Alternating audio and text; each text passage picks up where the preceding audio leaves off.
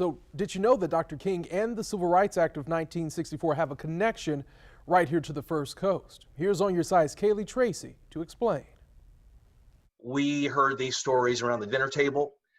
Mom referred to Dr. King as Martin and Ambassador Young as Andy. Most families discuss their days at the dinner table. And it was also our time to learn about their, passionate, very intimate involvement with the civil rights struggle. Dr. Earl Johnson Jr.'s parents also told him and his siblings stories about their work in the civil rights movement, including his father, civil rights attorney Earl Johnson Sr., representing Dr. Martin Luther King Jr. before a grand jury at the federal courthouse in Jacksonville. Dr. King was arrested in St. Augustine. This was the only place he was arrested in Florida.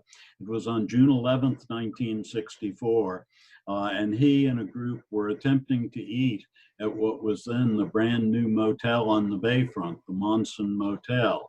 And they were refused admission by the manager of the hotel. Local historian David Nolan says King and others were also arrested on civil disobedience charges. Dr. King was very focused on St. Augustine, which was really a bastion of white supremacy, which had infiltrated its governmental system. Nolan says police moved King to Jacksonville because there were concerns for his safety in the St. Johns County Jail. Judge Brian Simpson ruled in favor of King, saying officials could not interfere with King marching in St. Augustine. The Civil Rights Act of 1964 that came directly from the streets of St. Augustine, Florida. That was the result of the great moral drama that took place here in the spring and early summer of 1964. Kaylee Tracy, First Coast News, on your side.